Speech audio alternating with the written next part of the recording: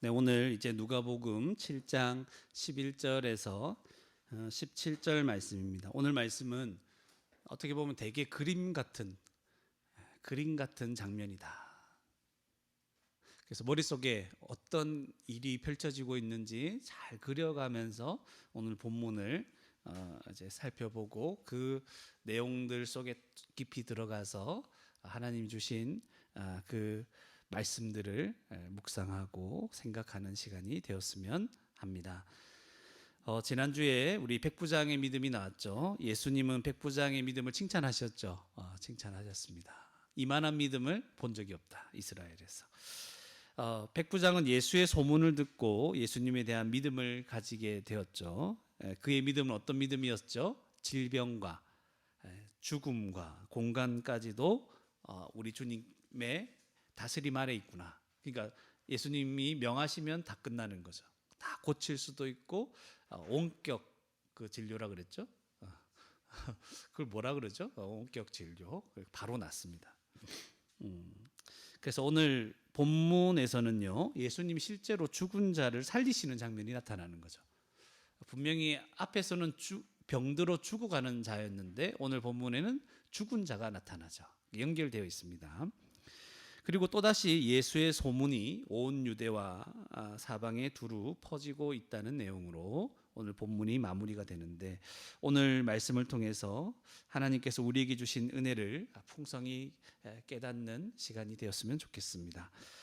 11절, 오늘 본문을 조금 살펴보면 11절에 그 후에라고 하니까 앞에 백부장의 사건을 언급하죠. 그래서 연결되어 있는 거죠. 그 후에. 그래서 예수께서 나인이라는 성으로, 나인이니까 9개 성이 있다는 말이 아니죠. 나인이라는 성이죠. 나인. 나인이라는 성으로 가는데 요 큰 성이 아닙니다. 좀 조그만한 마을과 같은 그런 성이다, 이렇게 보통 얘기를 합니다. 그런 나인성으로 가는데 제자와 많은 무리가 예수님과 동행하는 거예요. 제자들도 있고 많은 제자들도 있고 그리고 무리들이, 그 외에 여러 무리들이 따라갑니다. 12절에 보니까 성문에 가까이 나인성이죠. 성문에 가까이 이를 때 사람들이, 또 한 무리가 나타나죠. 사람들이 한 죽은 자를 메고 나옵니다. 그러니까 예수님은 그 무리와 함께 지금 들어가려고 하고, 그죠? 사람들, 그 성에 있는 사람들은 지금 죽은 자를 장례를 치르는 거죠. 그것을 메고 나오고 있는 거죠. 두 무리가 만나고 있는 거죠. 그런데 이 죽은 자는 어떤 사람이었습니까? 한 어머니의 독자라고 해요. 외아들, 하나밖에 없는 아들. 하나밖에 없는 아들. 근데 그 어머니는 어떤 사람이었죠? 과부다. 남편도 없고 가족이 없는 거예요, 지금. 굉장히 슬픈 장면이죠. 하나밖에 없는 아들이 지금 죽었대요. 그리고 이 어머니 자체도 누군가 위로해 줄 사람이 없는, 그죠? 아들까지 잃어버렸으니 어떻겠습니까? 그 성에 많은 사람도 그와 함께 나오거늘. 그러니까 특별한 설명이 언급되고 있지 않죠. 당시에 이제 누가 죽으면 그냥 많이 함께 그 장례식에 참여한다고 합니다. 어떤 관계인지는 설명이 안 돼 있죠. 13절에 주께서 과부를 보시는 거, 만났잖아요. 과부를 보시는 거예요. 과부를 보시고 불쌍히 여기십니다. 그래서 뭐라고 말씀하시죠? 울지 말라. 좀 약간 생뚱맞은 위로를 하시는 거예요. 울지 말라. 지금 웃을 때가 아니죠. 울지 말라 하시고, 14절에 가까이 가서 그 관에, 아들의 외아들 독자의 그 관에 손을 대십니다. 보통 이 죽은 자에게 손을 대면 부정해진다고 하죠. 근데 그것을 생각하지 않고 그냥 무릅쓰고 관에 손을 대십니다. 그러니까 그 관을 메고 있던 자들이 서죠. 지금 어떤 일이 일어나 그들이 딱 멈춰 서는 거예요.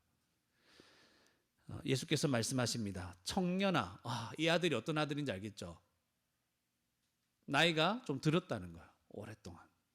청년아, 내가 내게 말하노니 일어나라 하심에 말씀만 하셨어요. 관에 손을 대고 말씀만 하셨는데 15절에 죽었던 자가 일어나 앉고 말도 하거늘. 여러분 보통 장례를 당시에 치를 때는 완전히 죽은 것이 확인될 때 장례를 치릅니다. 예. 그런데 완전히 죽었던 자가 지금 일어나 앉아서 말을 하니까 완전히 살아난 거죠. 가짜로 살아난 게 아닙니다. 한 번씩 여러분 그 시체 중에 어떻게 잘못하다가 팍 일어나는 경우가 있어요.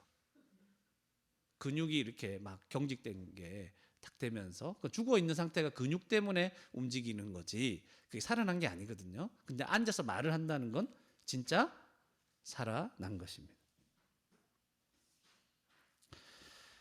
그래서 모든 사람이 어떻게 하죠? 그러니까 하거는 예수께서 그를 어머니에게 주셨습니다. 잃어버렸던 아들을 주십니다. 모든 사람이 두려워합니다. 두렵겠죠. 하나님께 영광을 돌립니다. 큰 선지자가 우리 가운데 일어났다.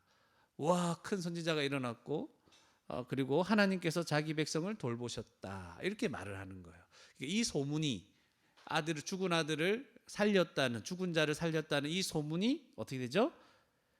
예수께 대한 이 소문이 온 유대와 사방에 막 두루 퍼지는 장면이 오늘 말씀입니다. 그래서 오늘 말씀에서 목사님이 세 가지를 말씀드릴게요. 제가 첫 번째는 11절과 12절에서 한번 생각해 보는 거예요. 첫 번째, 우리는 죽음의 행렬에 서 있던 비참한 자들이었습니다. 우리는 죽음의 행렬, 아까 무리들이 있었잖아요. 행렬인데 장례를 치르는 행렬이잖아요. 그래서 첫 번째로 우리는 죽음의 행렬에 서 있던 비참한 자들이었습니다. 그래서 이 비참한 모습인 거예요.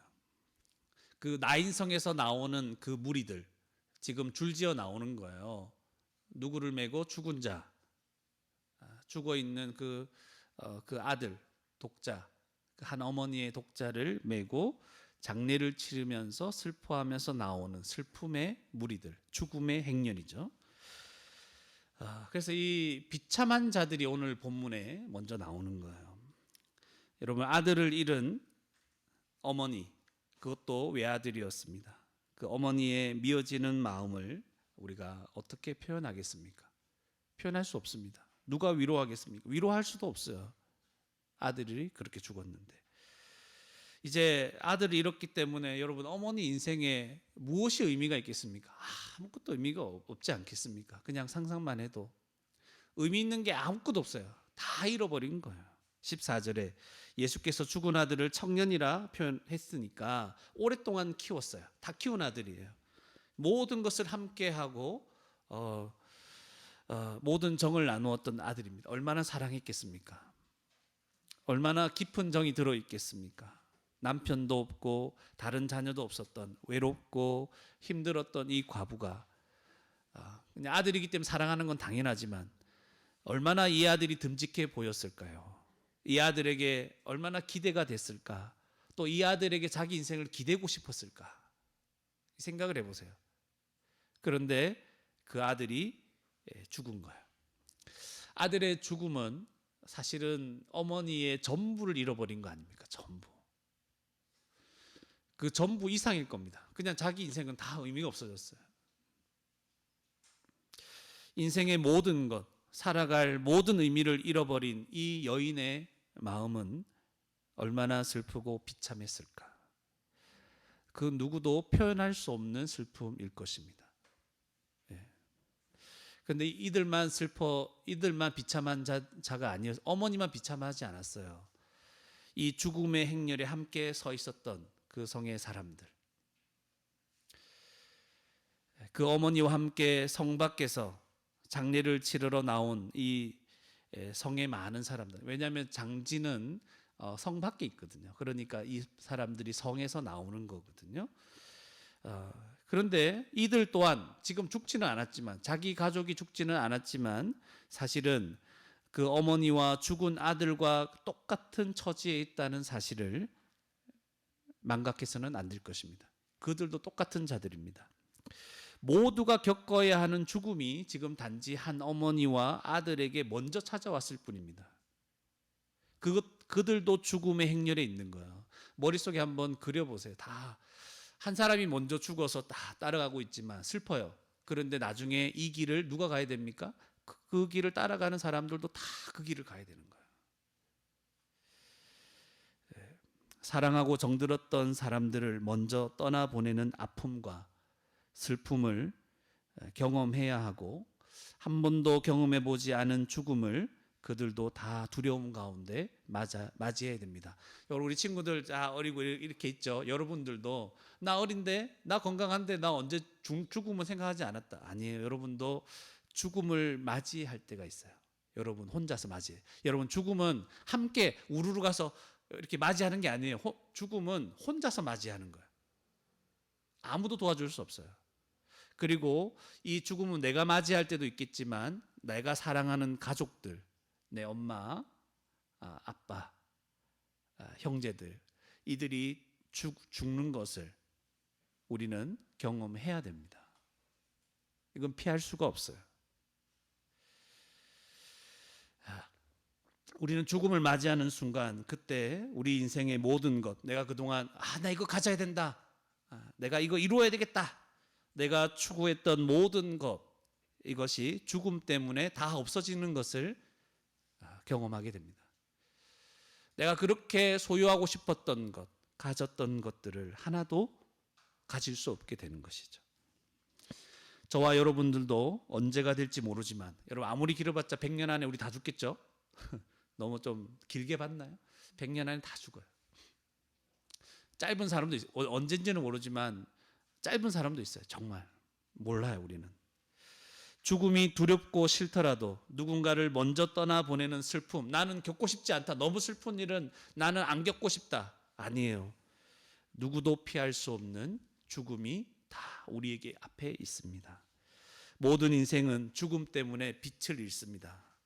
여러분, 장례식장이나 이런 데 가보면 어떤 화려한 색을 쓰지 않죠. 회색, 빛을 잃은 그 모습으로 다 검정색과 회색, 이런 것들로 다 되어 있습니다. 죽음 때문에 인생은 의미를 잃습니다. 소망이 없는 비참한 자가 되는 겁니다. 우리에게 죽음이 여전히 기다리고 있는 한, 저와 여러분은 사실은 소망이 없습니다. 끝나잖아요. 잠시 지나갈 뿐입니다.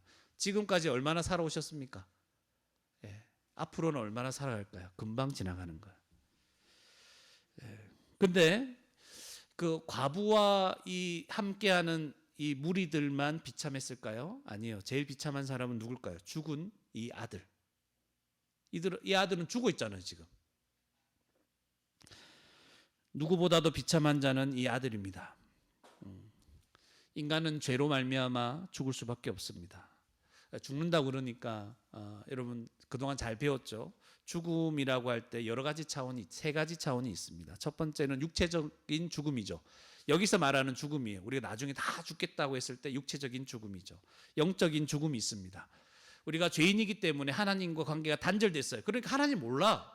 하나님을 자동적으로 아는 것이 아니에요. 태어나면서부터 하나님을 압니까? 몰라. 여러분, 너무 감사하게도 부모님이 가정에서 누군가 한 명이 하나님을 알고 믿고 있는 가정에서 태어났다면 계속해서 예수님이 누군지 하나님이 누군지 들을 수 있어요. 그래서 그분이 누군지를 조금 이제 배워서 알기는 알아요. 그래도 믿음은 또 다른 문제예요. 자동으로 믿는 게 아니라는 거예요, 여러분. 그래서 죄로 말미암아 하나님과 단절된 인간, 하나님을 알 수도 없고 하나님께 나아갈 수도 없고, 그래서 영원한 심판을 받을 수밖에 없는 그 상태, 영원한 죽음, 그 영적인 죽음 가운데 있는 거예요. 그래서 우리는 세상 사람들 다 죽어 있는 거야. 살아 있는데요? 육체적으로 살아 있을 뿐이고, 육체적인 죽음은 나중에 다 오게 될 거예요. 그런데 영적으로 다 죽어 있는 거예요. 그리고 마지막이 영원한 죽음. 하나님의 심판을 받아서 영원한 형벌 가운데 지옥에 떨어지는 그 날이 있을 거예요. 그 날부터 영원토록 멈추지 않습니다. 영원한 죽음.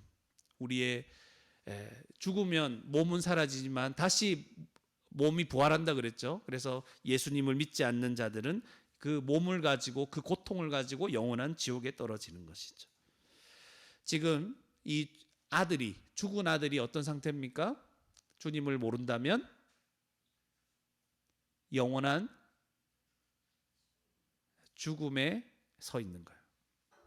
주님이 오시면 부활하여 다시 영원한 지옥에 떨어지겠죠. 비참한 상황입니다. 이제 다시 이 사람은 돌이킬 수 없는 상황이죠. 여러분, 오늘 제가 말씀을 전하고 싶은 건 이런 거예요. 주님을 만나지 못했을 때 저와 여러분은 죽음의 행렬에 서서 죽어가던 자들이었다는 거예요. 저희들도 이 행렬에 서 있습니다. 이걸 잊으면 안 됩니다. 그러나 복음을 듣고 성령의 역사로 말미암아 예수님을 믿고 영적으로 다시 살아난 거예요. 영적인 생명을 얻은 거예요. 하나님을 알게 되었어요. 내가 이 온 세상을 창조하신 분이 하나님이고 나를 예수님을 통해 구원하신 분도 하나님이신 것을 깨닫게 된 것입니다. 그것을 믿습니다. 예. 그래서 우리의 인생을 이제는 하나님의 시각에서 제대로 바라볼 수 있는 안목을 가지게 된 거예요. 내가 어떻게 살아가야 되는지 알게 된 겁니다. 우린 살아났어요. 예수 믿는 자들은. 예. 이거 잘 모르는 사람은 내가 죽었구나 생각하세요. 그리고 다시 말씀을 듣고 산다는 게 무엇인지, 성령을 받는다는 게 무엇인지를 다시 회복하셔야 됩니다. 그래서 우리는 이 짧은 인생에서 무엇을 하며 살아가야 할지 분별할 수 있고 분별할 수 있는 지혜를 가지게 된 것입니다. 육체의 죽음은 우리도 피할 수 없어요. 여기 있는 목사도 죽어요. 예수님 믿기 때문에 목사는 육체적으로 안 죽을 거다 이렇게 얘기하는 사람이 있다면 이단입니다. 그런 이단들 많았죠. 그러나 영적으로는 이미 부활했기 때문에, 살아났기 때문에 앞으로 영원한 생명을 누릴 것을 소망하며 살 수가 있습니다. 여러분, 그래서 이런 지혜를 가진 성도는 죽는 순간에 허무하거나 두려워하지 않는 인생을 살도록 해야 됩니다. 지혜를 가졌잖아요, 여러분. 예, 이제 앞으로 우리 영원토록 하나님 나라에 들어가게 될 터인데 무엇을 어떻게 살아가면 그 하나님 나라에서 부끄러운지, 어떻게 살아가면 그 하나님 나라에서 영광스러운지 압니까 모릅니까? 알 수 있잖아요. 그런 지혜를 하나님이 주신 거예요, 성령 안에서. 당장 내가 즐겁다고 죄 짓고 살아가면 좋습니까? 아닌 거 알잖아요. 성령께서 날마다 이런 지혜를 깨닫게 해주시는 거예요. 말씀을 통해 또 알게 해주시고. 여러분, 이런 지혜로 우리는 깨어서 살아가야 될 것입니다. 하루하루 우리에게 주신 인생들 허무하게 보내지 말고 죄 가운데 보내지 말아야 될 것입니다. 그렇지만 동시에 믿지 않는 사람들, 우리 가족들, 믿지 않는 사람들, 또 믿음이 확실하지 않는 사람들, 만약 자녀들 중에 믿음이 확실하지 않는 자녀들 있습니까? 이들이 어느 상태에 있습니까? 지금 죽음의 비참함 속에 살아가고 있음을 기억해야 됩니다.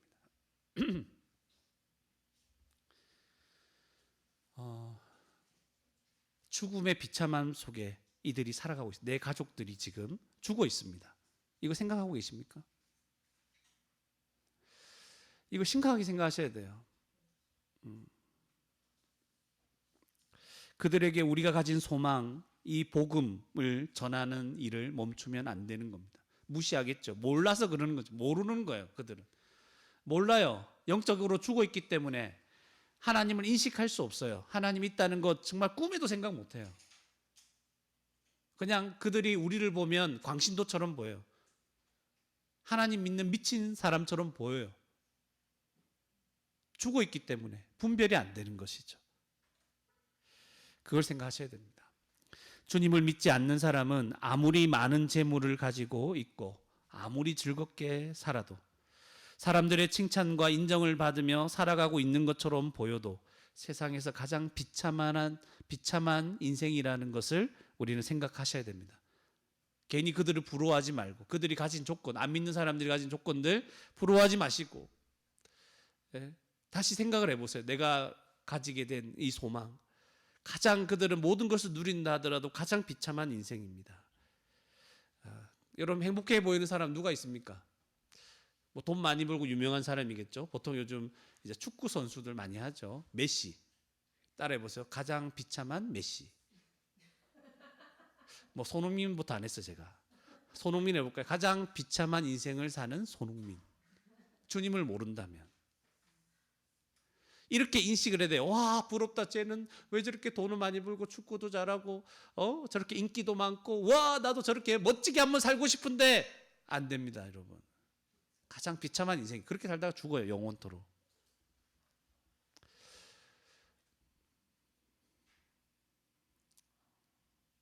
가장 비참한 인생을 살아가던 자가 우리였다는 사실을 잊지 않아야 됩니다. 생명을 주신 주님께 감사하면서 이 세상을 후회 없이 지혜롭게 분별하며 살아가는 복된 저와 여러분이 되기를 바랍니다.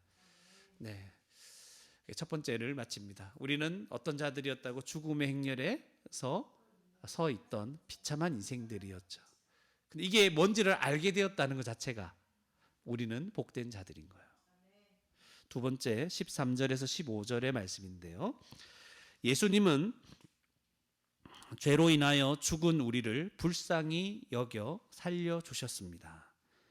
예수님은 죄로 인하여 죽은 우리를 불쌍히 여겨 살려주셨습니다. 줄이면 예수님은 죄로 죽은 우리를 불쌍히 여겨주셨습니다. 주님이 불쌍히 여기신다는 것은 긍휼히 여기신다는 거거든요. 주님의 긍휼이 없었다면 그 누구도 구원을 받을 수 없었습니다. 예수님은 지금 13절부터 보세요. 그 과부를 보시죠. 안 봐도 되는데 쓱 지나쳐도 되잖아요. 과부를 보시고 예수님이 움직이시죠. 그리고 그를 불쌍하게 생각할 수는 있는데 불쌍히 여기셔서 말을 안 해도 돼요. 그냥 지나가도 되잖아요. 울지 말라 이렇게 하시는 거예요. 예수님은 딱 서서 지금 죽음의 행렬, 모든 인류가 걸어가야 할 그 죽음의 행렬을 딱 멈춰 세우시는 거예요. 죽음아 멈춰라. 그 행렬을 멈춰 세우시는 거예요. 아무도 막을 수 없었던 죽음. 그 죽음의 행진을 예수님께서 세우신 거예요. 몇 마디 위로의 말을 전하기 위해서 그 행렬을 세울 수 없을 겁니다. 그죠? 무례하게. 만약 병들었다면 나을 것이라는 희망을 가질 수는 있었겠죠. 그렇지만 죽은 자를 장례하면서 절망하고 있던 사람들, 특히 아들을 잃은 어머니의 슬픔을 멈추게 할 사람은 이 세상에 존재하지 않습니다.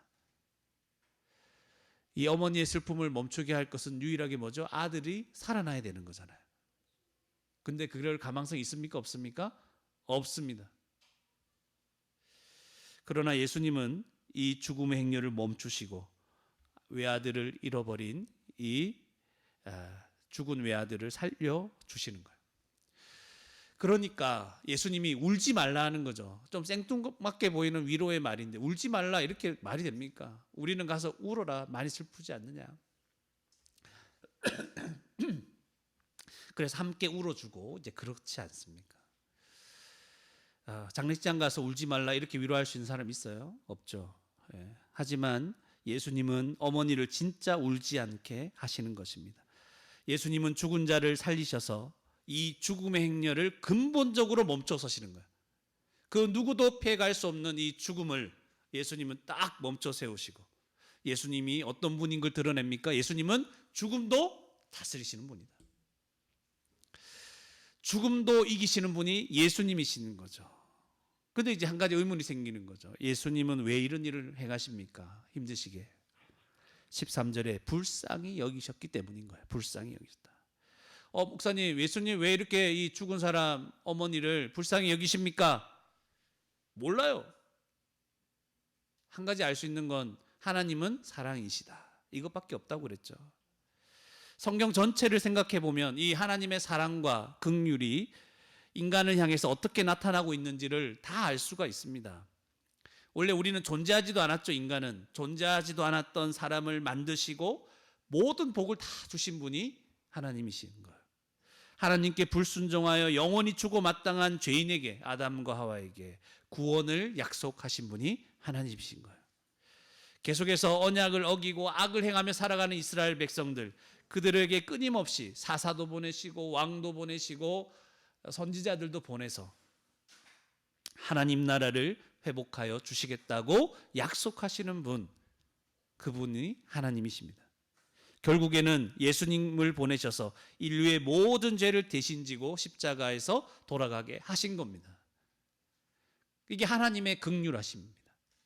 우리를 불쌍히, 처음부터 우리를 불쌍히 여기시고 우리에게 사랑을 베푸시는, 그래서 사랑과 은혜와 자비와 긍휼이 풍성하신 하나님, 이렇게 얘기하지 않습니까?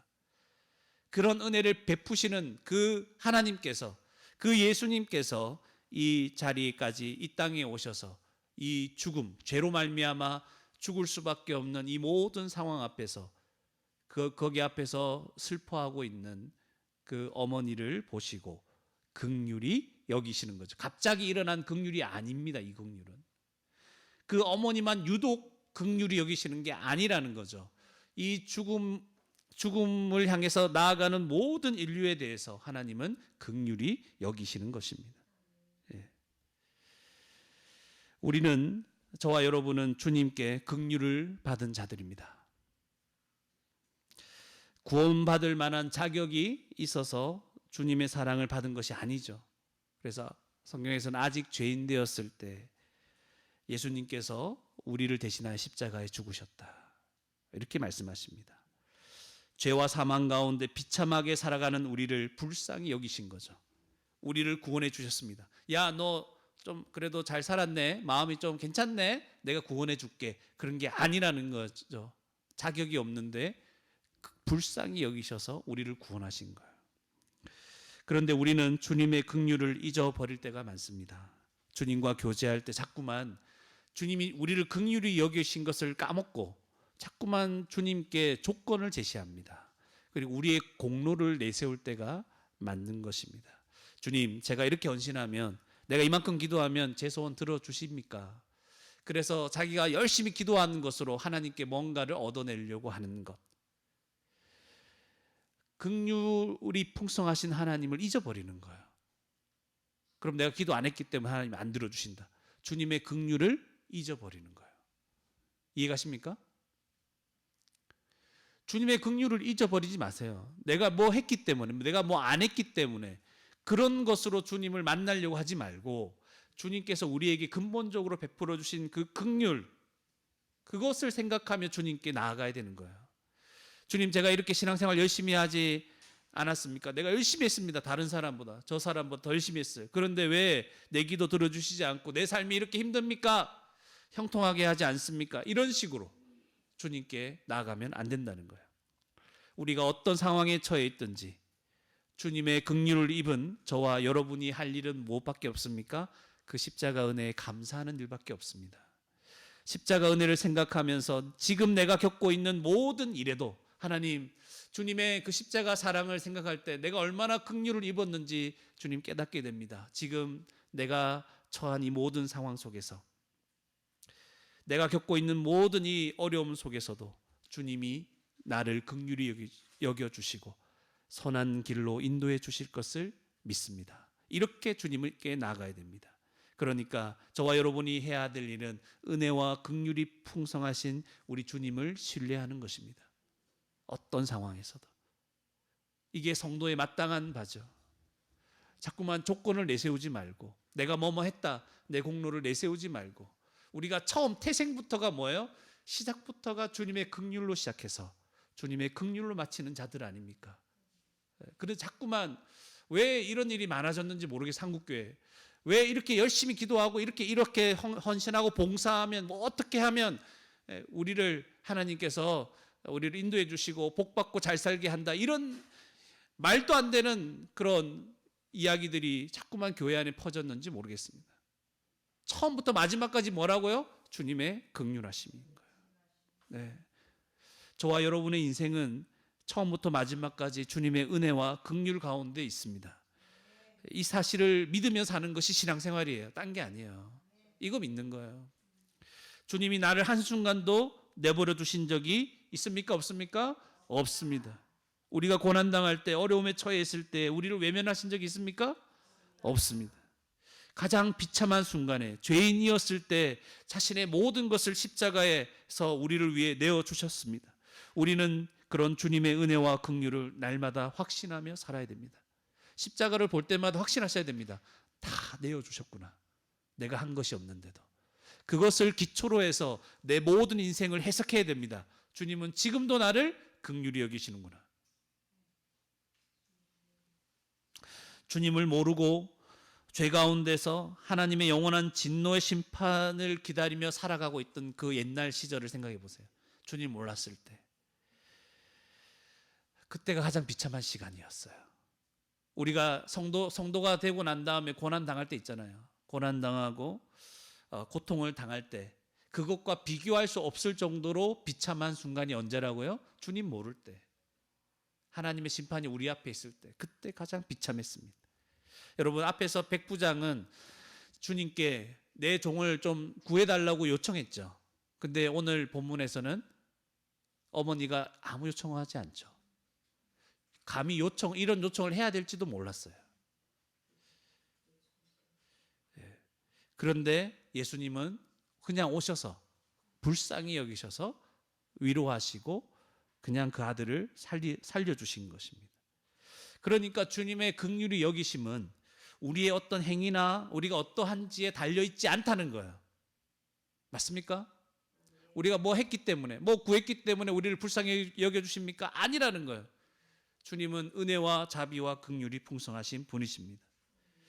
주님의 긍휼을 십자가에서 우리가 다 입은 자로서 죽는 순간까지 이 긍휼하심이 멈추지 않을 것을 믿어야 될 것입니다. 지금도 비참한 죽음 가운데 살아가는 이런 자들을 하나님은 긍휼히 여겨주십니다. 믿지 않는 자들 불쌍히 여겨주십니다. 그래서 우리를 먼저 믿게 하신 거죠. 우리를 통해 그들에게 이 복음이 전파되기를 원하시는 것입니다. 그래서 우리도 다른 모든 사람들을 어떻게 여겨야 됩니까? 긍휼히 여기며 살아가는 것이 성도의 합당한 모습이겠죠. 너무 큰 긍휼을 받았으니까. 그 긍휼의 삶을 살아가는 저와 여러분이 되기를 바랍니다. 마지막으로 세 번째 16절과 17절이죠. 하나님은 예수 그리스도를 통해 그의 백성을 돌보십니다. 하나님은 예수 그리스도를 통해 그의 백성을 돌보십니다. 16절에 보니까 사람들이 말을 하죠. 사람들이 이런저런 말들을 합니다. 이 모든 상황 때문에. 모든 사람이 일단 뭐예요? 두려워합니다. 하나님께 영광을 돌리죠. 그러니까 죽은 자도 살리시는 모습을 보니까 두렵겠죠. 그죠? 경외감이 들고 놀랍고 두렵습니다. 죽은 자가 살아나는데. 여러분 안 그렇겠어요?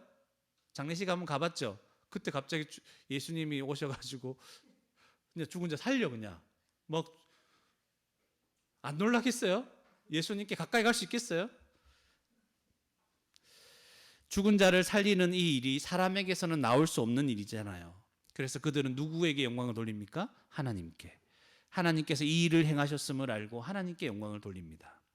근데 어떤 얘기를 하면서 하나님께 영광을 돌리나요? 두 가지죠. 16절 마지막에 큰 선지자가 우리 가운데 일어나셨다. 큰 선지자가 일어났고, 두 번째는 뭐예요? 하나님께서 자기 백성을 돌보셨다. 이 두 가지 얘기를 하는 거죠. 그런데 여러분 이제 한 가지 생각을 해봐야 됩니다. 사람들이 이렇게 말하는 것은 구약에서 두 가지 사건을 생각나게 하는 말이에요. 이 말은 큰 선지자를 일으키고 그리고 그들을 통해서 우리를 돌보셨다. 무슨 사건이냐면 열왕기상 17장의 사건 하나 하고 열왕기하 4장의 사건입니다.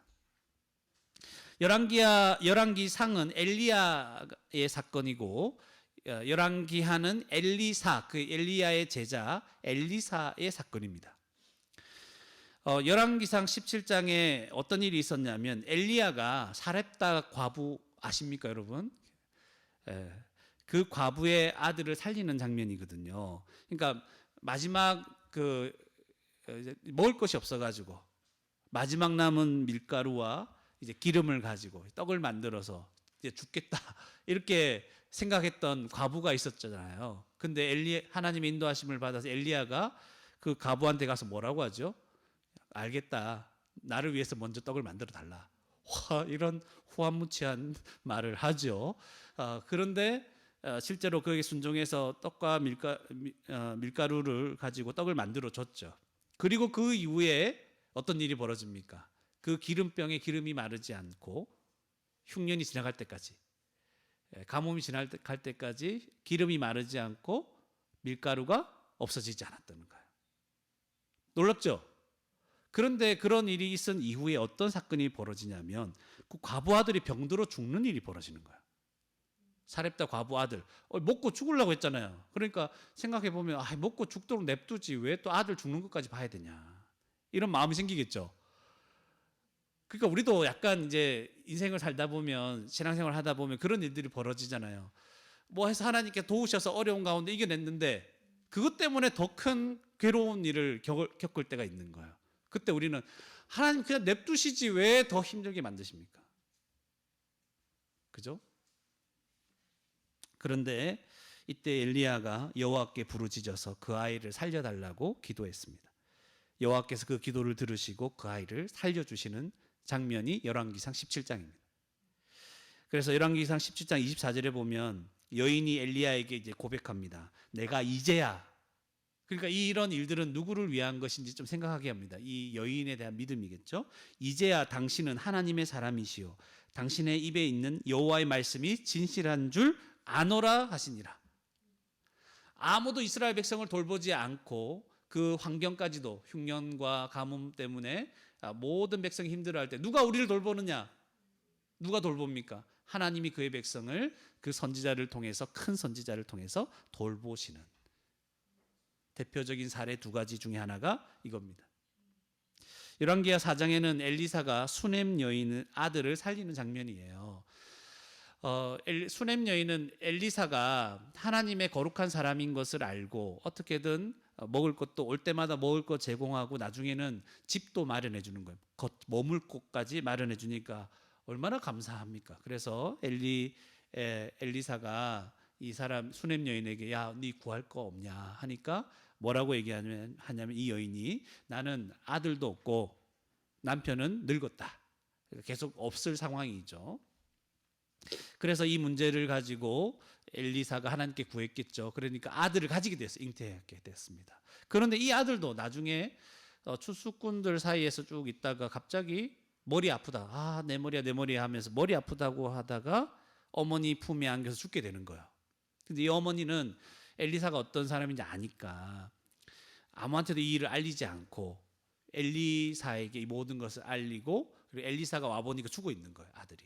그래서 하나님께 기도하며 이 아들도 살리는 일들이 있었던 것입니다. 그러니까 지금 죽은 아들을 살리는 게 지금 구약에 두 번이나 있었던 거예요. 그리고 누굴 통해서? 큰 선지자를 통해서. 그러니까 지금 이 백성들이 하는, 사람들이 하는 말을 이해가 됩니까? 하나님께서 큰 선지자를 일으켰 엘리야와 엘리사와 같은 큰 선지자를 일으키셨고 그들을 통해서 하나님께서 그의 백성을 어떻게 했다? 돌보셨다. 이런 얘기가 나오는 거예요.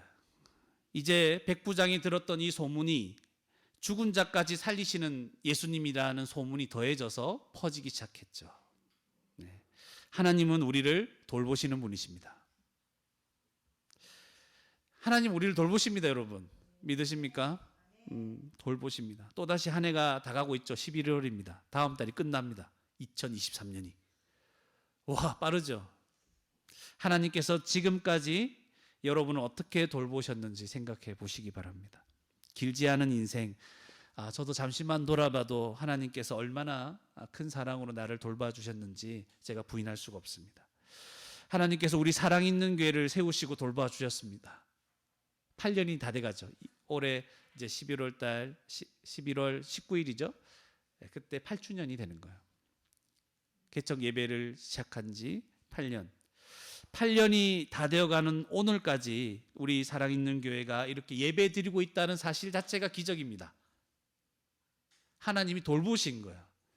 하나님께서 이 교회를 돌보신 거예요. 여러 사람들과 교회들과 성도들을 통해서 교회가 유지되게 하시고 복음을 위해 살아가기에 필요한 만큼 그때마다 채워주시고 인도해 주셨습니다. 그리고 우리 교회의 필요를 채워주시는 분들을 하나님께서 그분들까지 돌보아 주시는 것도 보아왔습니다. 물질적인 것들만이 아닙니다. 사랑 있는 교회를 통해서 성도들, 아이들, 그리고 우리 교회 밖에서도 성경 공부하고 또 설교를 듣고 상담과 나누는 것을 통해서 하나님 앞에서 그들의 믿음이 자라나가는 것을 보면서 감사드립니다. 주님이 돌보시는 거예요. 그러나 무엇보다도 죄로 인하여 비참한 죽음의 행렬에 서 있던 저와 여러분을 가장 큰 선지자 누구예요? 예수 그리스도. 예수 그리스도를 통해서, 그분이 십자가의 죽으심을 통해서 우리를 살리신 것이 하나님의 진정한 돌보심이라는 사실을 기억해야 됩니다. 하나님이 큰 선지자를 일으키셨다. 누구요? 예수 그리스도. 그죠? 가장 큰 선지자죠. 그를 통해서 우리를 돌보신 거예요. 예. 하나님이 우리를 이렇게 예수님을 통해 돌보시는 겁니다. 이 세상에서 성공하든 실패하든지 간에 여러분, 시간이 지나면, 시간 지나서 죽으면 아무런 차이가 없습니다. 잘 먹고 잘 살았던 사람, 못 먹고 못 살았던 사람, 막 고민하면서 막 인생 힘들다 괴롭다 했던 사람들 죽고 나면 뭐예요? 똑같죠? 똑같아요. 오히려 죽음 이후에 펼쳐질 하나님의 심판과 지옥의 고통이 더 큰 문제가 있죠. 다른 건 다 똑같아요. 이 세상의 짧은 인생 지나면 몰라요. 죽으면 없어요. 고통도 없고, 지나면 고통이 사라지고 죽으면 끝나요. 그러나 그 이후에 펼쳐질 심판, 지옥, 이거는 멈추지 않는 것이죠. 하나님은 이런 죄인, 죽을 수밖에 없는 죄인을 불쌍히 여겨주셔서 죄를 사해 주시고 구원해 주심으로 우리를 영원토록 돌보신 거예요. 하나님은 이렇게 우리를 돌보시는 거예요. 가장 비참한, 영원토록 고통받을 우리를 돌보신 것입니다. 죽은 자도 살리시는 예수님에 대한 소문, 복음이 전파되는 곳에서 하나님은 그들을 구원하심으로 이 사람들을 돌보실 것입니다. 복음이 죽음의 행렬을 멈추게 하는 것이죠. 하나님은 예수 그리스도 십자가 복음으로 그의 백성들을, 죽어가는 백성들을 돌보시고 그들을 참으로 위로하시는 분이십니다. 말씀을 맺겠습니다. 오늘 말씀을 머릿속에 그림 그리듯이 그리시기 바랍니다. 우리가 살아가는 세상은 거대한 두 행렬이 있어요. 하나는 무슨 행렬? 죽음의 행렬이 있고, 또 하나는 무슨 행렬? 예수님과 함께하는 생명의 행렬, 예수님의 행렬이 지금 마주치는 세상이 우리가 살아가는 세상입니다. 우리는 지금 어디에 서 있습니까? 예수의 생명의 행렬에 서 있죠. 복음 듣고 믿었잖아요. 그리고 이 행렬에 있다는 것은 여러 사람이 있다는 것이죠. 우리는 교회에 속해서 그의 몸된 교회로 우리는 생명의 행진을 하고 있는 것입니다. 허물과 죄로 죽었던 자가 살아났습니다. 그래서 우리는 하나님을 알고 하나님의 살아계신, 하나님이 어떤 분이신지도 압니다. 성경의 의미를 깨닫고 말씀에 순종하며 서로 사랑하며 복음을 전하며 살아갑니다. 죄를 지을 때마다 회개합니다. 날이 갈수록 그리스도를 닮아가고 있습니다. 예수의 행렬, 생명의 행렬에 우리는 서 있기 때문에 하나님 나라를 누립니다. 생명을 누리는 것이죠. 그분이 주시는 생명을 계속 누립니다. 원래대로라면 저런 사람들 절망하고 이제 인생 포기하면 그냥 살아가야 되는데 우리는 어떻습니까? 다시 주의 복음 붙잡고 주님의 부활 생명을 붙잡고 막 새 힘을 얻어서 살아가잖아요. 서로 사랑할 만한 여유가 안 되는 사람들인데 사랑하려고 하잖아요. 섬기려고 하잖아요. 하나님 나라를 소망하고 바라보잖아요. 생명의 행렬에 서 있기 때문에 그런 거예요. 이 교회입니다. 교회가 함께 가는 게 이런 거예요. 우리가 속한 생명의 행렬의 중심은 누구여야 됩니까? 예수 그리스도입니다. 그 사람들이, 제자들과 사람들이, 무리들이 많이 간다고 해서 생명의 행렬이 아니잖아요. 죽음의 행렬에도 사람이 많잖아요. 그 생명의 행렬에 누가 있었기 때문에 지금 달라지는 거예요? 예수님. 그래서 교회의 중심은 누가 돼야 됩니까? 예수 그리스도. 십자가에서 그가 이루신 것이 우리 교회의 중심을 딱 떼어서 그 십자가에서 이루신 것을 믿고 그것을 의지하여 순종하며 살아갈 때 진정한 생명의 행렬이, 예수의 행렬이 교회가 되는 것입니다. 그럴 때 우리의 이 교회는, 생명의 예수의 행렬인 이 교회는 죽음의 행렬과 부딪혀가면서 그들도 살아나게 할 것입니다. 예수의 소문, 십자가 복음, 이 복음이 죽음을 향해 걸어가던 우리를 멈춰 세우지 않았습니까? 우리도 거기 있었습니다. 우리를 멈춰 세운 게 뭐예요? 복음이죠. 예수님입니다. 우리를 살리셨고 우리를 구원하셨습니다. 그리고 이 부활 생명을 누리게 하셨습니다. 이제 이 복음으로 다른 죽어가는 사람들, 아직 죽음의 행렬에서 벗어나지 못한 저들을 우리는 구원해 내야 될 것입니다. 그림을 그리십시오. 우리가 살아가는 세상은 두 행렬이 있다. 그죠? 두 행진, 죽음의 행진과 예수의 행진. 여러분 어디에 속해 있습니까? 죽음의 행렬에 있는 자들을 보고 부러워하지 마시고 그들도 예수 그리스도의 복음을 듣고 살아날 수 있다. 이 소망을 가지고 그들에게 복음을 전하며 살아갈 수 있는 복된 저와 여러분이 되기를 주님의 이름으로 축원합니다. 함께 우리 말씀을 생각하시면서 기도하시겠습니다. 기도하실 때 하나님, 우리가 죄로 인하여 영적으로 죽었고 육체적인 죽음을 기다리고 있으며 영원한 죽음을 당할 수밖에 없었던 우리가 그런 비참한 죄인인 것을 하나님 알게 해주시고 그런 우리를 불쌍히 여겨주셔서 죽음을 멈추시고 생명을 주신 하나님께 감사드립니다. 감사하며 기도했으면 좋겠습니다. 그리고 하나님, 어떤 상황에 처해 있든지 하나님께서 항상 나를 긍휼히 여겨주신다는 사실을 굳게 믿고 살아가게 인도해 주시옵소서. 그리고 또 기도하실 때 하나님께서 우리를 예수 그리스도를 통해서 돌보셨고 생명을 주셨는데 이제 이 복음, 예수 그리스도 이 복음을 통해서 죽어가는 많은 사람들, 그런 사람들을 살리며 살아갈 수 있도록 그런 일에 쓰임 받을 수 있도록 하나님 인도해 달라고 오늘 말씀을 생각하시면서 함께 기도하시겠습니다.